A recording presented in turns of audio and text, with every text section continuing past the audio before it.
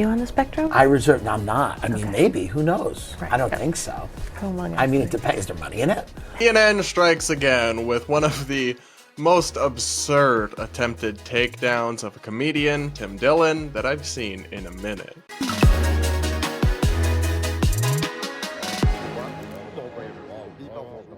We're going to break down this bizarre CNN interview with the comedian Tim Dillon that went awry, plus talk about a viral hot take from streamer Asmongold about free speech and the First Amendment. All this and so much more is coming up on today's episode of the Brad vs. Everyone podcast, my daily show where we take on the craziest ideas from across the internet, our media, and our politics, all from an independent perspective. Up first, like I mentioned, I didn't know a ton about his work. I wasn't super familiar with him, but I think I'm officially a Tim Dillon fan, at least after this 1 hour interview that the anti-woke comedian whose political views kind of span the spectrum. I wouldn't put him in one clear box, but he's a really funny guy.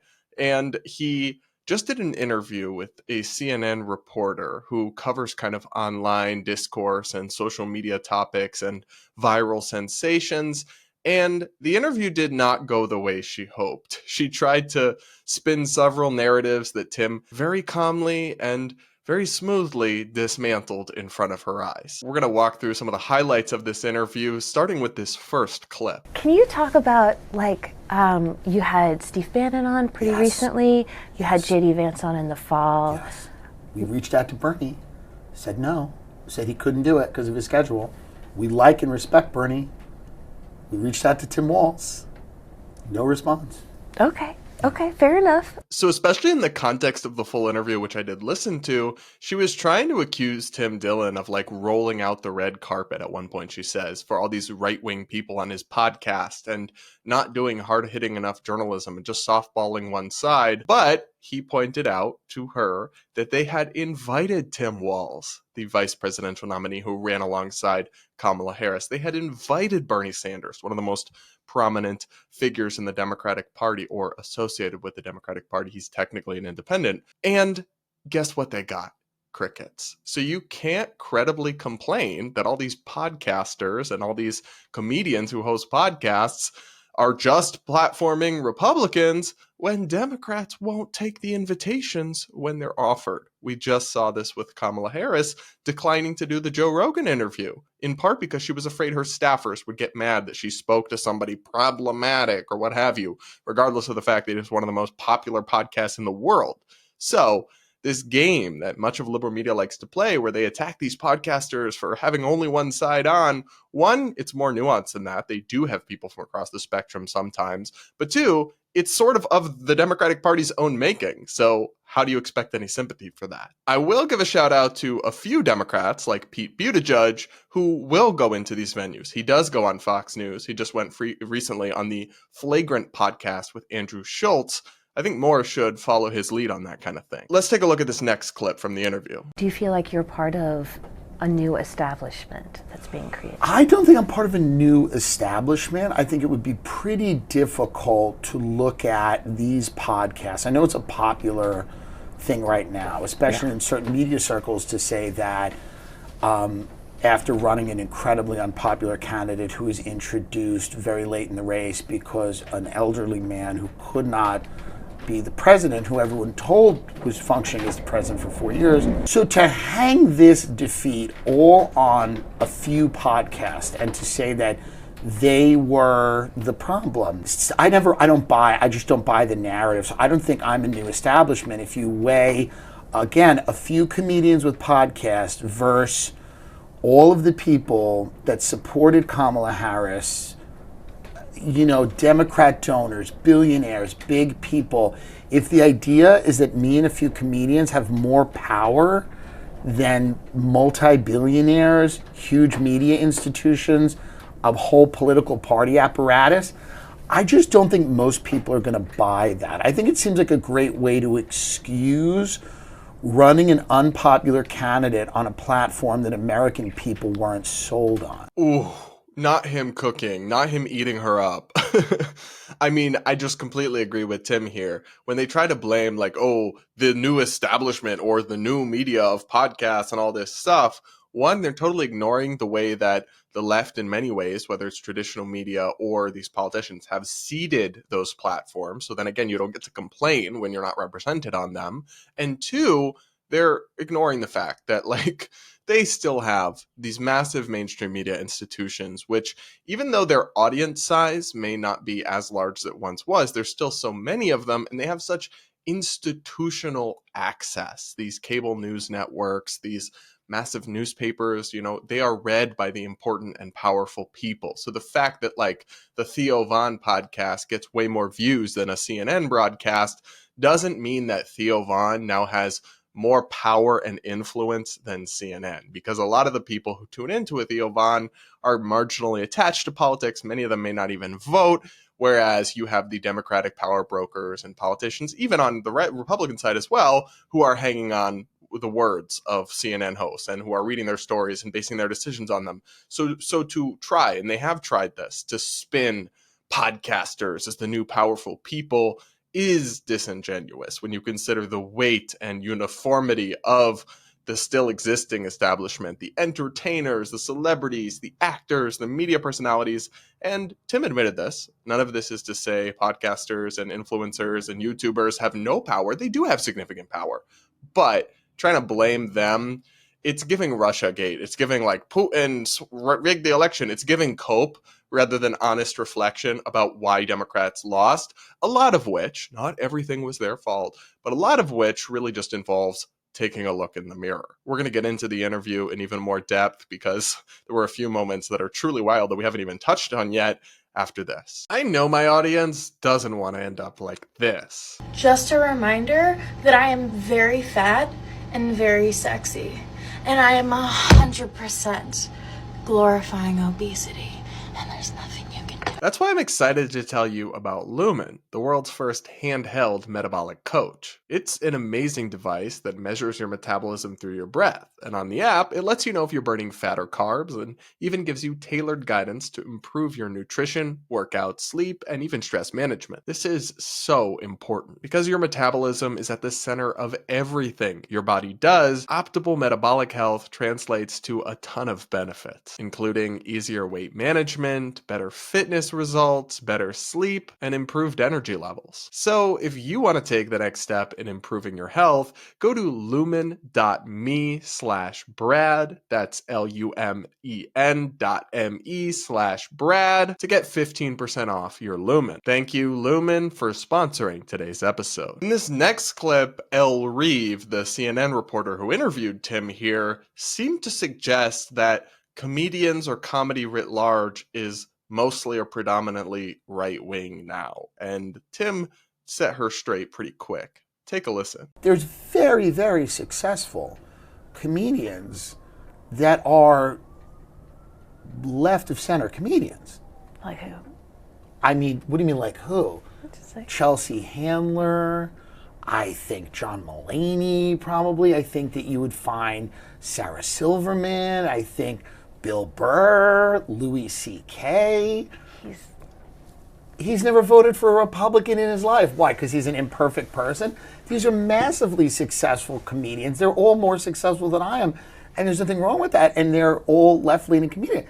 Is there this idea that, like, they're not around or you can't find them? That's the craziest thing I've ever heard. No. But there's not They're all doing this great. cultural energy They're around. they're not all as big as they were because I think careers go up and down. I mean, I interviewed like a late night comedy writer who was like, this Kimmel, Fallon. Do you not have the faith? Do you think there's going to be no I just left-wing comedy? I don't see like a little ecosystem or like a galaxy. So there's this saying that woke people will sometimes say that like when you're used to privilege, equality feels like oppression. And I always roll my eyes at it a little bit. But in this situation, I have to say, like, obviously there are more like outspoken right-wing comedians and comics and people now before, but I think it's that when you're used to uniformity, diversity feels like you're suddenly a minority, even though you're still not really. Like the fact that there are more outspoken right-wing comics, and a lot of them aren't even like right-wing, they just lean right or maybe voted for Trump, but the opinions they have are not, far right or anything, doesn't change the fact that there's still all these late night hosts. There's still all these prominent liberal comedians. I mean, Bill Burr is like an unhinged leftist, still a very funny guy, but very radical left-wing takes with tons of fans, huge influence. So it feels to me like maybe for a CNN host or anchor or reporter, they're just used to comedy being like an almost exclusively liberal safe space. And now that it isn't, now that the vibe has shifted and you have actually more diversity of viewpoint, which I really appreciate and I think is great, that feels like suddenly there's no liberal comics anymore. But just because it feels that way doesn't make it true. And I thought Tim kind of masterfully explained that to her in real time. She also accused him of playing dumb, and I don't think it went well for her. Take a listen. Where the cultural energy is. Where the culture seems to be so fractured, I don't know if there's a cultural energy that's moving in any direction. I mean, you could go on YouTube and go, the cultural energy is right. And you go to a college campus and you go, the cultural energy is left. And then you go to the boomers and own all the real estate and you go, the cultural energy is like paranoid, fear-based, checked out, and is politically amorphous depending on what pills and drinks they've had. I mean, I don't know. If you could find where the cultural energy in this country is going, you're doing a lot better than me. You are on the internet. I am on the internet. I think you're playing dumb. I don't think I'm playing dumb. I really don't know where the cultural energy.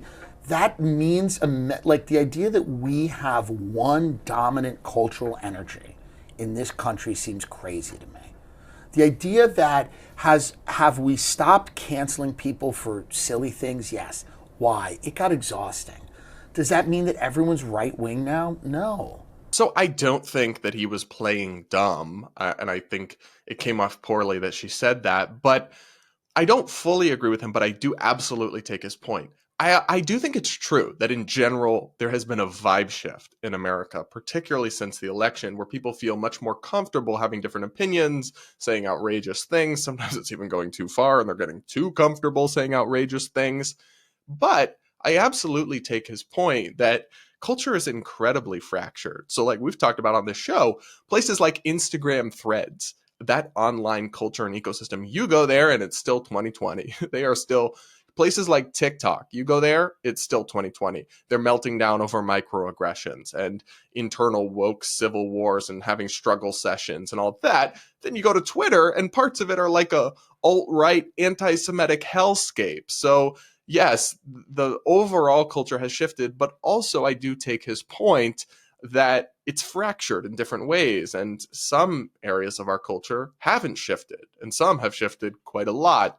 So I don't think he's playing dumb. I just think he was trying to make a nuanced point that she didn't really seem to grasp. Elle also thought she had like a gotcha on Tim here, and his response was just actually really funny to me. Take a listen. Like Fox, I guess it's Fox Nation, but like Fox is doing comedy specials now, and then those comedians do the rounds on like Gutfeld. Comedy specials are very cheap to make and very cheap to produce. Okay. I think CNN also did a few. Didn't they do Colin Quinn's, who's a brilliant comedian? Didn't they put his on?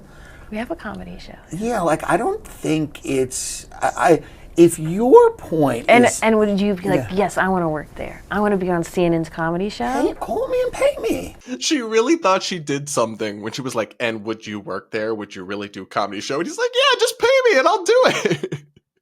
That was really funny. I mean, she's not wrong. There's been this blurring of the lines between news and entertainment. I do it myself. I now do this kind of entertaining, informative, political content. I don't love it, to be honest. I mean, I wish it wasn't where our cultural moment and our current information era was at, but it is what it is. So you just have to play the game. You don't get to write the rules as an individual participant. And I did find it funny how he's like, heck yeah, I'll do a special for CNN plus whatever. Just write me a check. I think that's the thing people like her fail to realize, because a liberal comedian would never work with Fox News, no matter how much money or audience they could reach. Whereas conservatives are, I mean, they're just used to being, and not to say even that Tim is a conservative, but they're just used to being, people with right-leaning views are used to being in spaces where they are not the dominant opinion and are not as mortified of that as liberals can sometimes be. This next moment from the interview was just kind of bizarre. Are you on the spectrum? No, I'm not. I mean, maybe. Who knows? Right. I don't think so. Who among us? I mean, it depends. Is there money in it? I was just kind of shocked she asked him that. It kind of came out of nowhere. I mean, I don't really care. I'm not like offended. I just thought it was weird. Next, Elle talked about why she suspects that journalists, especially like mainstream establishment journalist types, have such an issue with the increased prominence of podcasting and the fact that podcasters are like interviewing presidential candidates and it's having so much influence. And she sort of seemed to stumble on the point by accident. Take a listen. It is possible that maybe the journalistic fixation on the whole podcast thing is partly like, you guys are kind of taking our jobs, but not doing the shitty part, which is like the uncomfortable thing in the room that sucks, which is like, are you bad? Just like are the journalists doing that? Are maybe they not. doing that? Maybe not. Are enough. they doing the "Are you bad"? Is that what journalists? I have to been do doing? the "Are you bad"? Sure, but is that what is your view of and it's a fair question, is your view of mainstream American journalism calling out powerful people? Is that what we've been seeing? Do you read ProPublica? Okay, but do you know what I mean? Like when we I know, look, well, it's not a monolith. It's not a And I also just don't think... So this was fascinating to me as a journalist, sort of, who's also in this new media space, because the way she frames it, the "are you bad" question, is actually kind of indicative of the problem, because the point, and this is the way that establishment liberal journalists have, many of them, not all, have approached like interviewing politicians. Some politicians, the ones with an R next to their name, mostly. The "but aren't you bad" questions, the "well, aren't you, your critics say you're a racist, so aren't you?" Or this kind of thing where they're just like making sure, I might interview this person, but I'm going to be sure to publicly denounce them in some way. That actually rubs people the wrong way. What they want is for people to ask tough questions, to highlight inconsistencies. So were I to interview someone like a J.D. Vance, I would not call him any names. I would not read, this critic says you're a racist, fascist, white supremacist. How do you respond? This kind of thing that they do where they air just personal insults through critics say. But I would highlight like actual tough questions, things where the administration promised something on the campaign that they haven't done, or things where they've said one thing and done another. Those are the kinds of meaningful things that I actually agree doesn't happen much. It occasionally happens, but it doesn't happen much when these podcasters and comedians do interviews, because they are meant to be softballs. They're not meant to be hard-hitting journalism. And I do think there's a need for both. I think you need the hard interviews, not just the easy interviews where you can just kind of wax poetic. However, she totally fails to acknowledge that the problem with the traditional approach is that, one, it always seemed too openly biased and personal rather than substantive criticisms, and two, it was really only applied in one direction in a lot of cases. And she highlights somewhere like ProPublica that most of y'all have probably never heard of. ProPublica, to be clear, is a website, a nonprofit that does investigative written journalism. And some of it is powerful and good. Some of it is even into like liberal NGOs or Democratic politicians. But that's just one example. Obviously, not all media is the same. CNN, however, though, show us, like, compare the way that they interview Republican candidates and Democratic candidates, Republican and Democrat elected officials. Tell me there's not a difference with a straight face. That's the problem. And I'm not sure they get it yet. Not quite yet, at least. I mean, to kind of typify this, she literally tried to explain to Tim Dillon why he is bad, or at least what the strongest argument could be that he is bad. Like, it just very childish and trite to me, but take a listen. The Steelman case for you being bad is... Of course. You Helped. rolled out the red carpet for J.D. Vance to make his case that he's just like you, man. He likes jokes. He hates war. He wants working class people to be happy and work in factories and make widgets. Yeah. And then that enables him to get in office and deport people on college campuses for saying this war is bad. He's in the group chat saying, I don't think the president realizes what a big strategic mistake this is going to be. But then he also says, but if we're going to do it, prayers up. Here's the deal. And do I criticize that? I absolutely do. Okay. If you watch my show and I'm bad, your case makes sense. If I go on my show and I go, JD I realized something's different and they should be deported and we should do this. I have called them out since they've gotten in for this. And you can find clips of it. I've watched. And you've watched it. If I went along with it, I'm bad. So this critique, again, I agree with Tim, only makes sense if you have people who totally flip-flop according to whatever side they're saying. So they make their name as free speech warriors and they're suddenly cheering on censorship, or they make their name as free market capitalists and they suddenly love like big government economic policies. Then that critique, again, I find it childish to say they are bad, but it's a legit critique. But if you're someone like Tim who had this interview with JD Vance, but then still has criticized some of the things the Trump administration has done, I don't really think it lands at all. But again, I just reject the notion that Democrats weren't offered this same platform. On basically every one of these big podcasts that I've heard of, they invited Democrats. They invited Kamala or Tim Walz, and they didn't go.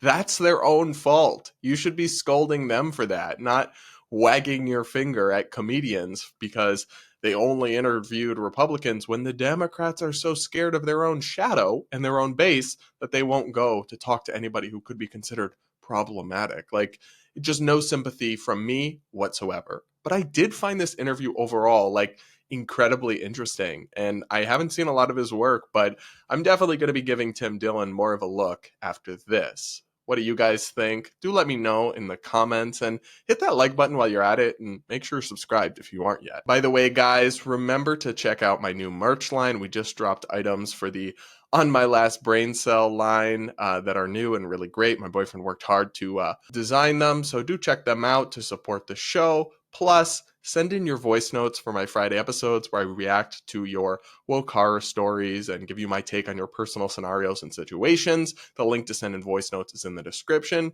And remember to subscribe to my second channel. I'll actually be dropping a debate I did with a liberal streamer on trans issues in the Democratic Party and child transition and other stuff. I'll be dropping it on that channel soon, so make sure you're subscribed. All those links in the description. And now we're going to check in with the really popular streamer Asmongold, who I hadn't heard of until recently, but is blowing up and is now one of the biggest voices on the internet.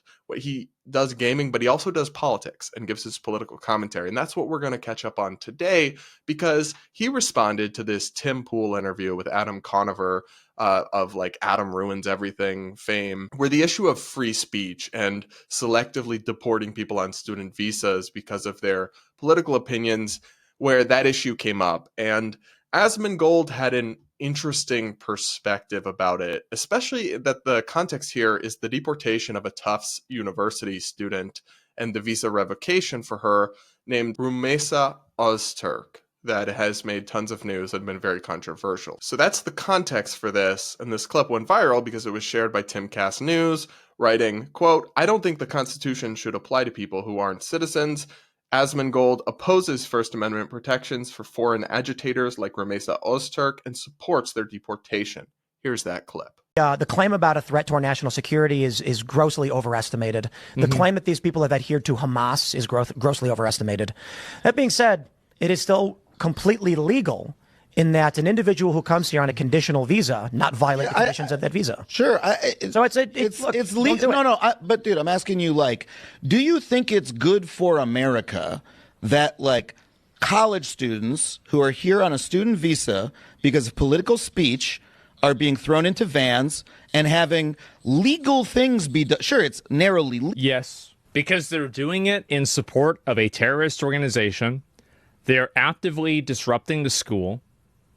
And in a lot of cases, they're breaking the law. If these three things weren't happening, then the answer would not be yes. But usually they are, so the answer is yes. Legal, but like, torture. you know, they're being she's at home. She's being put in a prison, and then she's being like forcibly deported. Do you W, huge W? Do it again. think that's good for America? Like, yes, absolutely. Get foreign agitators out of our fucking country. You can't vote here. I don't want to have you protesting and breaking laws here either. Get the fuck out. like this is okay. So you know, Marginally. Absolutely. you think what do you think is good, even marginally? Like, what's the Ban free speech. I don't consider people that are not citizens to have the full rights of free speech. I don't think that the Constitution should apply to people who aren't citizens. Why not? Because I just don't think it should. That's why. It's the American Constitution. They're not Americans. It's simple. So it may be simple, it's also wrong, incredibly wrong on many fronts. And that's why I was kind of concerned by this clip, because this dude has a massive audience. Like, I'm telling you guys, he is one of the biggest people on the internet at the moment.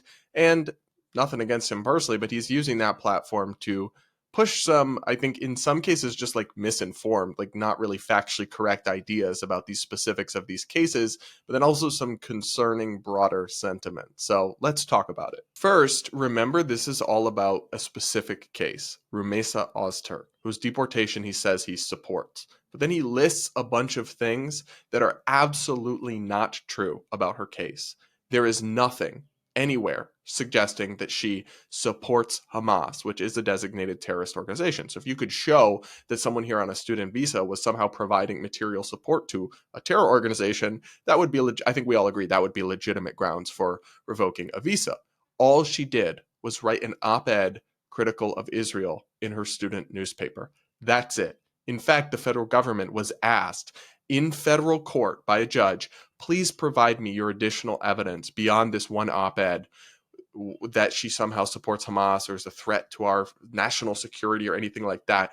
And they came up empty. They provided nothing else because presumably there is nothing else, or why wouldn't they have provided it? And she, Rumeysa, was not actively disrupting her campus. She was not taking over buildings or disrupting other students' educational experience. That does apply to some people, but not her. She also wasn't breaking any laws. Even Marco Rubio, the Secretary of State, and the State Department is the one revoking these visas, said that she didn't break any laws. To be clear, I think when you have people here on visas who are committing crimes, they're trespassing, they're taking over buildings, they're disrupting classes, I think it's entirely legitimate to deport them or revoke their visas. But I'm not okay with going after people and kicking them out of the country, turning their life upside down just because they air a political opinion that the government doesn't like. That is not a huge W. It is a massive L if you're somebody who believes in open debate and free expression.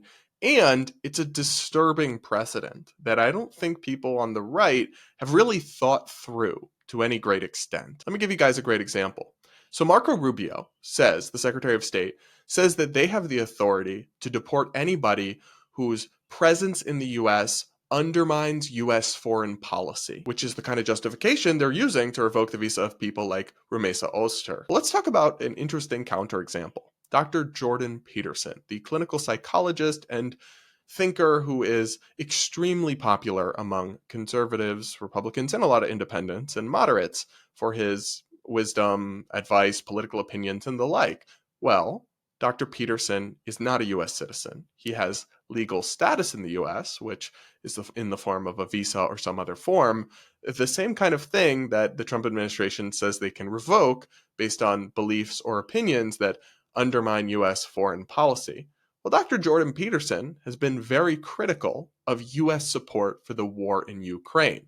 And it was under the Biden administration, who knows where Trump is going with it, but under the Biden administration, it was explicitly the position of the U.S. government that they supported Ukraine and supported massive aid to Ukraine in their fight against Putin's invasion. Set aside whether you agree or disagree with that for now, and just think about the merits of this issue. The Biden administration could have used the same exact logic that Marco Rubio is employing now to revoke his status and deport him from the country, Dr. Jordan Peterson. And the same people who are defending and celebrating this selective ideological targeting of anti-Israel students or guests in the country would be screaming bloody murder. They would be calling it dystopian censorship. They'd be calling it a massive violation of the First Amendment. And I would be agreeing with them because I actually believe in those things. But a lot of people are either hypocrites or they just haven't fully thought through the ramifications of what they're supporting now. Because let's be very clear.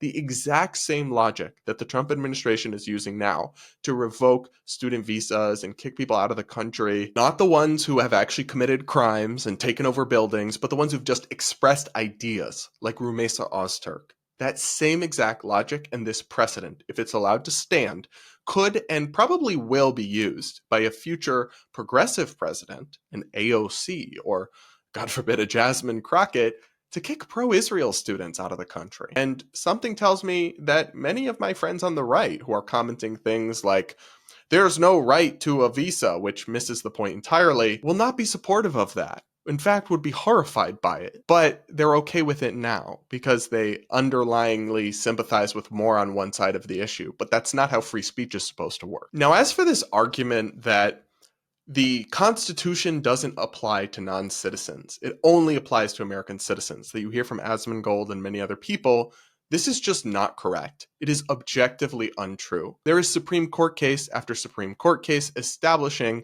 that some of the Constitution's protections do apply to non-citizens, and some even apply to illegal immigrants. It is not the same level of legal rights and status as a U.S. citizen, obviously, but it's also not true that the Constitution just doesn't protect or apply to non-citizens at all. That would imply the government could go up and just shoot an illegal immigrant in the head, and that would be fine. That'd be permitted because the Constitution doesn't apply to them. No, in fact, the Constitution is designed as a series of constraints on our federal government and what it can do to the people under its control or under its purview or especially under its jurisdiction, which does include legal immigrants, especially, and arguably even illegal immigrants, but especially people who have permission to be here. And the parts of the Constitution that we're talking about in these cases, the First Amendment, the Fifth Amendment, the 14th Amendment, none of them say citizens.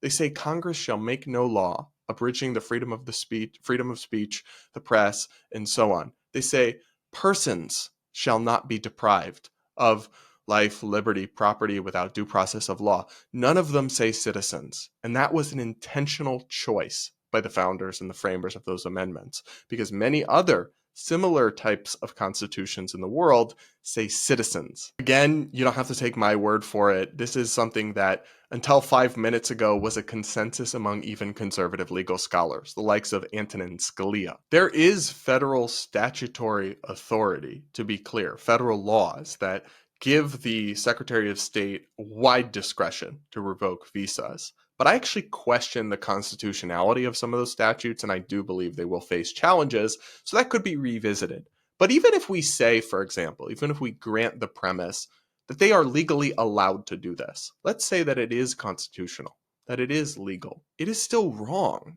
It is still absurd to suggest that what some student wrote in a college newspaper criticizing Israel meaningfully undermines U.S. national security.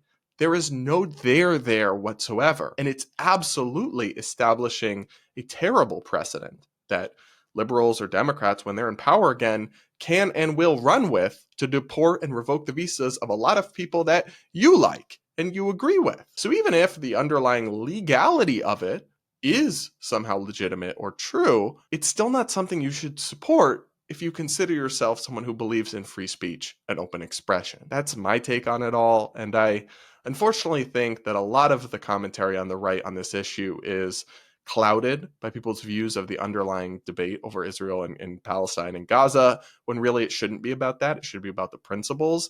And unfortunately, I think a lot of them are either hypocrites or they just haven't fully thought through the ramifications of it all. But what do you think? Do you guys disagree with me?